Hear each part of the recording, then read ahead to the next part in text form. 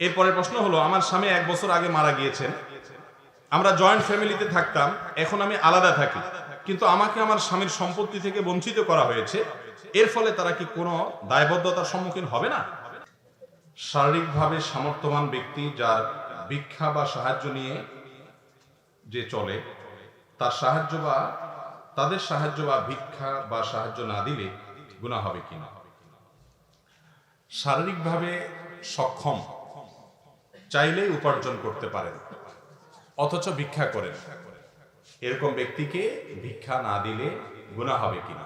উত্তর হলো, কোনো ব্যক্তি যদি এমন কোনো পরিস্থিতি থাকে যে পরিস্থিতিতে আসলে বেচারা মানুষের কাছে হাত পাতা ছাড়া উপায় নেই, আপনি তাকে সহযোগিতা করার সুযোগ আছে, আর এই সহযোগিতা না করলে তার সে বিপদের মুখে পড়বে, এছাড়া এই মুহূর্তে তার কোনো উপায় নেই, এরকম কোনো সিচুয়েশন যদি তৈরি হয়, তাহলে সেক্ষেত্রে তাকে সাহায্য করা আবশ্যক, না করলে গুনাহ হবে।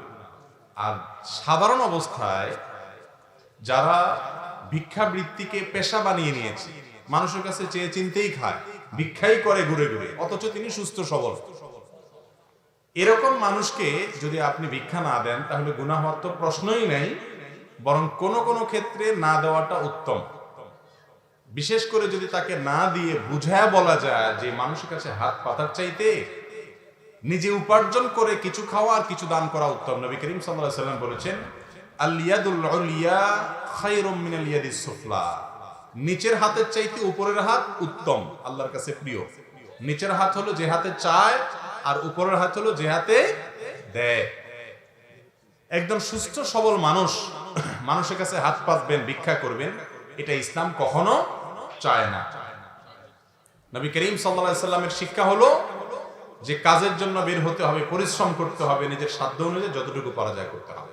অতএব এরকম পেশাদার ভিক্ষুক যার শারীরিক সক্ষমতা আছে কাজ কাম করার, তিনি ভিক্ষা করলে তাকে ভিক্ষা না দিয়ে বরং নসিহত করে বুঝিয়ে যদি কর্মমুখী করা যায়, সেটাতে সওয়াব আরো বেশি হবে। কারণ কোন কোন ক্ষেত্রে এই ব্যক্তিকে ভিক্ষা দিলে আরো পঙ্গুত্বের দিকে সে যাবে এবং এটাকে সে পেশা বানিয়ে নেবে। তবে মনে রাখবেন, আল্লাহ রাব্বুল আলামিন বলেছেন, ওয়া আম্মাস সাইলা ফালা তানহার, কেউ তোমার কাছে কিছু চাইলে তুমি তাকে ধমক দিও না, সুন্দর করে বুঝিয়ে বলতে পারলে বলবেন, গায়ে হাত দিয়ে, ভাই কাজ করো, চলো আমি হেল্প করি, তুমি কি কাজ করতে পারো? আল্লাহ তাআলা তোমাকে সুস্থ সবল বানিয়েছেন, কেন মানুষের কাছে হাত পাতবে? নিজেকে অপমান করবে কেন? তাকে বুঝাবেন, ধমক দিতে পারবেন না, এই মিয়া কাজ করে খাইতে পারো না, ধান্দাবাজির জায়গা পাও না, এরকম বাজে কথা বলে, কটু কথা বলে, শক্ত কথা বলে আল্লাহ কোরআনে নিষেধ করেছেন। যারা চায়, আপনার কাছে প্রার্থনা করে, জানসা করে, ভিক্ষা করে, তাদেরকে আপনি ধমক দিবেন না, সুন্দর করে বুঝিয়ে বলতে পারলে বলবেন, আর না পারলে আপনার রাস্তায় আপনি যাবেন, কিন্তু ধমক দেওয়া যাবে। আজকে সম্ভবত ঢাকায়, না জানি গতকালকে আমি আসছিলাম কোন এক জায়গা থেকে, দেখলাম একটা রিকশার পেছনে লেখা, এই রিকশার চালক নামটা কি যেন, শেষে লেখা আছে প্রতিবন্ধী। আমি চিন্তা করলাম, রিকশা চালাচ্ছে আবার প্রতিবন্ধী, পেছনে লেখা আছে, কে দেখি, একটু পরে ঘুরে দেখি বেচারার পাও নাই, একটা পাও নাই, আরেকটা পাও আছে, সেই একটা পাও দিয়ে সে রিকশা চালাচ্ছে। আর আল্লাহ তাআলা দুইটা পাও, দুইটা হাত, চোখ সবকিছু দিয়েছেন সুস্থ সবল ভাবে, এরপরও মানুষের কাছে ভিক্ষা চায়। এরকম মানুষ আমাদের সমাজে অনেক আছে। বিশেষ করে শহরে তো পেশাদার ভিক্ষুক, গ্রামে পেশাদার ভিক্ষুক না থাকলে কি হবে? গ্রামে কিছু মানুষের খাসলত হলো বিদেশি আসছে, বিদেশি, বিদেশি বুঝুন তো কি, প্রবাসী। আমি প্রবাসীদেরকে বলি, ভাই রে, আপনাদের মতো কপাল পড়া দুনিয়াতে আর কেউ নাই। আমি নিজেও প্রবাসী ছিলাম, আমারও কপাল পড়া ছিল এক সময়, এখন ভালো হয়ে গেছে, পড়া নাই আর কপাল। তার মানে কপাল পড়া বলে এই জন্য বললাম যে প্রবাসী বেচারারা, তাদেরকে দেশে আসলে সবাই বেলা, এলাকার মানুষ, গ্রামের মানুষ বলে বিদেশি। মানে কি? মানে এটা আমাদের দেশি না, এটা বাইরে থাকে, লুটে পুটে খাও, যার যেমন আছে। আর যখন সৌদি আরব যায় বা মিডল ইস্টে যায়, বিদেশে যায়, ওখানকার লোকেরা বলে হাজা আজনবী। বুঝলেন হাজা আজনবী মানে? মানে এই বিদেশি।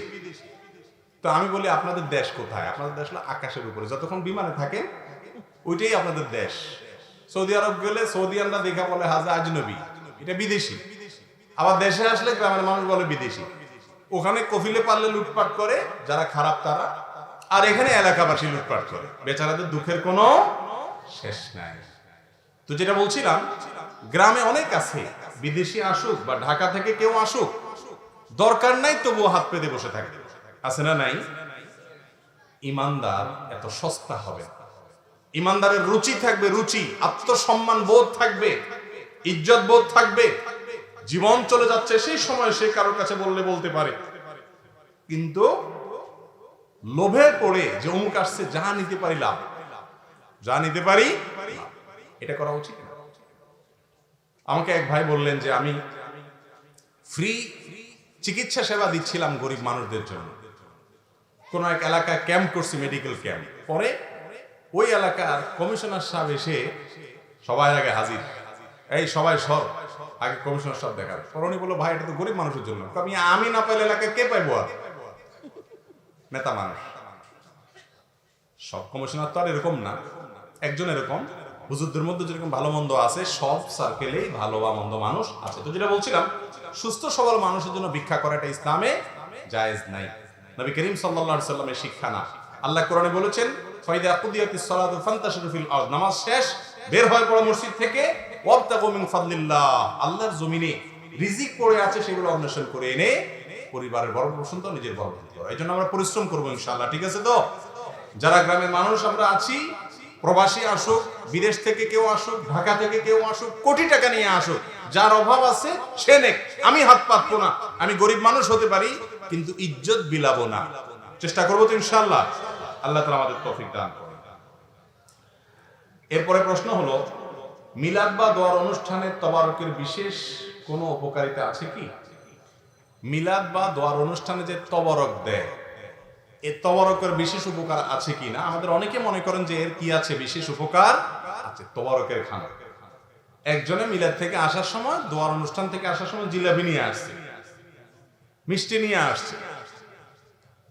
তো ডায়াবেটিসের রোগীকে সারতেছে, বলে না ভাই আমার ডায়াবেটিস। বলে আরে তবারকের জিনিস নিয়ে ডায়াবেটিস খান, তার মানে এটা খাইলে কি হবে?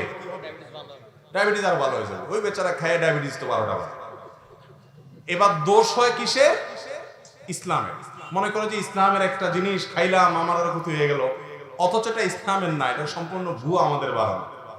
অন্য 10টা খাবার এবং কোন দোয়া অনুষ্ঠানের পরে যদি কোনো খাবার দেয়া হয়, এগুলোর ভিতরে কোনো পার্থক্য, কোরআন এবং হাদিসে এরকম কোনো শিক্ষা নাই যে আল্লাহর জন্য দান করলে কোনো খাবারে সেটাতে কোনো ক্ষতি হবে না। এগুলো আমাদের বানানো সুবিধা। নিজের খাইতে মনে চাইছে আপনি খান, মিথ্যা কথা বলে ওই তবারকের বরকতের খানা বানায় কেন খাবেন?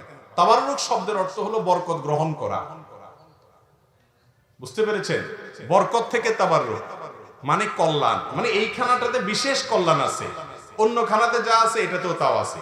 জিলাপি দোকানদার দোকানে বানাইছে কিছু, ওই দোয়ার প্যাকেটে দিছে, আর কিছু ওখানে বিক্রি করতেছে। ওইটাতে আপনার মাছে যে পরিমাণ বসছে, এটাতেও হয়তো সেই পরিমাণ বসছে, তবে একটু আগে প্যাকেট করার কারণে হয়তো কম বসছে, এতটুকু ফজিলত আছে। এছাড়া আর কোনো বিশেষ ফজিলত নাই, এরকম মনে করার কোনো সুযোগ নেই। অন্যান্য ধর্মে দেখা যায় যে প্রতিমার সামনে খাবার রাখলে বা বিশেষ কোনো আপনার ধর্মীয় কাজ করার পর খাবার রাখলে সেই খাবারটা তারা বন্টন করে বেড়ায়, মনে করে এর ভিতরে কল্যাণ আছে। ইসলাম এরকম কোনো কথা বলে নাই।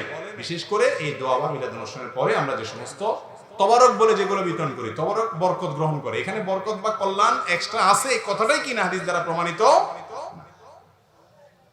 এরপরে প্রশ্ন হলো, চাঁদ দেখে রোজা ও ঈদ পালন বর্তমানে সকল দেশ একসাথে করে, কিন্তু বাংলাদেশ কেন একদিন পরে করে? যেহেতু ঈদের দিন রোজা রাখা হারাম, সৌদি আরব সহ সকল দেশ যেদিন ঈদ উদযাপন করে সেদিন আমরা রোজা রাখি। এই বিষয়ের সাথে রোজার ও রাত ও শবে কদরের ব্যাপার রয়েছে, এই সম্পর্কে আমাদের দয়া করে অবগত করুন। ভাইরা আমার, সারা বিশ্বের ওলামায়ে কেরামের মধ্যে অনেক আগে থেকে এই মাসআলায় দুটি মত চলে আসছে। একটি মত হলো যে যে কোনো জায়গায় চাঁদ দেখা প্রমাণ হলে, অন্য এলাকা চাঁদ দেখা প্রমাণ না হলেও ওই একটা ঘোষণার উপরে ভিত্তি করে অন্যরাও আমল করবে। আর আরেকটা মত হলো, যারা যেখানে বসবাস করেন তাদের আকাশে তারা চাঁদ দেখলে তারা রোজা রাখবে, চাঁদ দেখে তারা ঈদ করবে। নবী করিম সাল্লাল্লাহু আলাইহি সাল্লাম বলেছেন, সুমু লিরুইয়াতিহি ওয়া আফতিরু লিরুইয়াতিহি, চাঁদ দেখে রমজান শুরু করবা, চাঁদ দেখে ঈদ করবা। অতএব আমরা চাঁদ দেখব, আমাদের আকাশে চাঁদ দেখা না গেলে আমরা সেটা চাঁদ দেখা গিয়েছে এটা মনে করব না। এই দুইটা মত আমাদের কাছ থেকে বহু আগ থেকে বর্ণিত হয়ে আসছে, নতুন কোন মাসআলা না। যে সমস্ত উলামায়ে কেরাম নিজ নিজ আকাশে চাঁদ দেখার বিষয়টাকে সাব্যস্ত করে এবং এটার সাথে সরকারি ফরমানের একটা বিরাট সম্পর্ক আছে, সেই সমস্ত উলামায়ে কেরাম এর ফতোয়ার উপরে বাংলাদেশের হানাফি বলেন, আহলে হাদিস বলেন, যত মত পথের আলেম আছেন প্রায় সবাই সেটার উপর আমল করে। হাতে গুনলে কয়েকজন গোনা যাবে হয়তো, যাদের নামও হয়তো উল্লেখ করার মতো না, এরকম কিছু ভিন্ন মত থাকতে পারে। উল্লেখযোগ্য যারা আছেন তারা সবাই এই মতটা পোষণ করে। অতএব এই মত অনুযায়ী বাংলাদেশে মানুষ আমরা আমাদের আকাশে চাঁদ দেখে, রোজা রাখলে, চাঁদ দেখে ঈদ করলে ইনশাআল্লাহ হবে ইদনিল্লাহ, আপনার রোজাও হবে, ঈদ হবে, কোনো টেনশনের কারণ নাই। আর আপনি বলছেন পৃথিবীর সব দেশে এটা করে, এটা ভুল, এই তথ্য সঠিক নয়। আপনার আশেপাশে ভারত, পাকিস্তান এবং অনেক দেশ আছে যে দেশে নিজ নিজ দেশের আকাশে চাঁদ দেখে রোজা করা হয়। যেহেতু মাসআলাটা মতপার্থক্যপূর্ণ, ওলামাদের গবেষণামূলক মাসআলা, এই ব্যাপারে সেই যে দেশে মানুষ বসবাস করে সেখানকার ওলামাদের ডিরেকশন, নির্দেশনা এবং ফতোয়া মানলে আল্লাহর কাছে নাজাত পেয়ে যাবে। এই ব্যাপারে বাড়াবাড়ি করার কোনো সুযোগ নেই। আমাদের কিছু ভাইদের মনে হয়েছে যে মুসলমানরা সবাই একদিনে রোজা রাখলে, একদিনে ঈদ করলে এটা তো একটা ভালো জিনিস, দুই দিনে কেন করতেছে? ভাইরা আমার, উম্মতকে এক করতে গিয়ে, ঐক্য সৃষ্টি করতে গিয়ে বাংলাদেশের মুসলমানরা সকল মত পথের আলেমরা যেটাতে একমত, সেখানে আপনি আবার ভিন্ন মত সৃষ্টি করে আরেকটা ঈদের জামাত সৃষ্টি করে আপনি তো বিচ্ছিন্নতাবাদ তৈরি করতেছেন, ফেরকাবাজি তৈরি করতেছেন। যেখানে বাংলাদেশের মুসলমানরা ঐক্যবদ্ধ সেখানে আপনি ফাটল ধরাইতেছেন। আপনি ভালো কাজ করতেছেন না খারাপ কাজ করতেছেন? কথা কি বুঝাতে পারছি? অতএব অতিরিক্ত বুঝে গেলে সেটা মুসিবতের বিষয়। আল্লাহ তাআলা আমাদেরকে বোঝার তৌফিক দান করুন। এরপরের প্রশ্ন হলো, আমার স্বামী 1 বছর আগে মারা গিয়েছেন। আমরা জয়েন্ট ফ্যামিলিতে থাকতাম, এখন আমি আলাদা থাকি, কিন্তু আমাকে আমার স্বামীর সম্পত্তি থেকে বঞ্চিত করা হয়েছে। এর ফলে তারা কি কোনো দায়বদ্ধতার সম্মুখীন হবে না? অবশ্যই হবে। কেন হবে? আল্লাহ মাফ করুন, কোন ব্যক্তির মৃত্যুর পর তার স্ত্রীকে তার সম্পদের অধিকার থেকে যদি বঞ্চিত করা হয়, যারা বঞ্চিত করবেন তারা প্রত্যেকে আল্লাহর কাঠগড়ার আসামি হবেন এবং কিয়ামতের ময়দানে এই আত্মসাৎকৃত সম্পদের সওয়াব, সমপরিমাণ সওয়াব ওই ভদ্র মহিলা এবং তার পরিবারের সদস্য যারা হকদার আছেন তাদেরকে দিয়ে তারপরে সামনে এগোতে হবে। এই একটা মাসআলায় অনেক বড় বড় হাজী সাহেব, লম্বা দাড়িওয়ালা সাহেব, লম্বা টুপিওয়ালা সাহেব, লম্বা জুব্বাওয়ালা সাহেব ধরা খেয়ে যাবে। ঠিক না ঠিক? অনেক মুরব্বীরা আছেন নামাজ পড়তে পড়তে পড়তে পড়তে কপালে দাগ পড়ে গেছে, মসজিদ থেকে বেরই হয় না। আলহামদুলিল্লাহ, ভালো কথা। কিন্তু তিনি তার ছেলের মৃত্যুর পর ছলে বলে কলে কৌশলে কিভাবে তার বৌমা সন্তানদের ঠকাবে সেই চিন্তা করে। হ্যাঁ, বাবার সম্পদের মধ্যে সন্তানের অধিকার থাকতে হলে বাবার মৃত্যুর পরে অধিকার পায়। অতএব কোন মহিলার স্বামী যদি মারা যান আর তার শ্বশুর জীবিত থাকে, তাহলে শ্বশুরের সম্পত্তিতে স্বামীর যে হক সেটা আসলে আসে না, সেটা পেতে হলে বাবার মৃত্যুর পরে যায় আসে। কিন্তু এদের ভরণ পোষণের সমস্ত দায় দায়িত্ব, বিশেষ করে নাতি নাতনিদের ভরণ পোষণের দায় দায়িত্ব কার উপরে পড়তে হবে? শ্বশুরের উপরে পড়তে হবে। কিন্তু তিনি এদেরকে বাইর করতে পারলে বাইর হয়, খুশি। কারণ বাইর করতে পারলে ওই জমি দখল করা যায়, ঘর দখল করা যায়। এই রোগ আমাদের মধ্যে আছে না নেই? বরং তাদের যে প্রাপ্য আছে ইয়েতীমের হক সেটা নষ্ট করে এবং বিধবা মহিলার হক নষ্ট করে। আল্লাহ তাআলা আমাদেরকে বান্দার হকের উপরে সচেতন থাকার তৌফিক দান করুন। যদি কোনো ব্যক্তিকে কোনো মাহফিল বা ভালো কোনো কাজের আর্থিক ও সাংগঠনিক দায়িত্ব দেওয়া হয় আর সে সঠিকভাবে সেগুলো পালন না করে, তাহলে সেগুলোর জন্য তার প্রাপ্তি ফল কি হতে পারে? দেখুন, নবী করিম সাল্লাল্লাহু আলাইহি ওয়াসাল্লাম বলেছেন, আলা কুল্লুকুম রাইন, তোমাদের প্রত্যেকে দায়িত্বশীল, ওয়া কুল্লুকুম মাসউলুন আন রাইয়াতিহি, এবং তোমাদের প্রত্যেককে তার দায়িত্ব সম্পর্কে জিজ্ঞাসাবাদ করা হবে। অতএব কোন দায়িত্ব আপনার উপর অর্পণ করা হয়েছে, আপনি অবহেলা করে সেটা ঠিকমতো করলেন না এবং তার কারণে কোনো হইচই হলো, ঝামেলা হলো, অসুবিধা হলো, তাহলে আপনি আমানতের খেয়ানত করলেন। এর জন্য গুনাহগার হতে হবে, আল্লাহর কাছে জবাবদিহি করতে হবে। দায়িত্বটা কোন মাপের, অবহেলাটা কি ধরনের, এটার উপর ভ্যারি করবে, তার শাস্তি আল্লাহর কাছে কি হবে না হবে, কিন্তু সে অপরাধী হবে, এতে কোনো সন্দেহ নাই।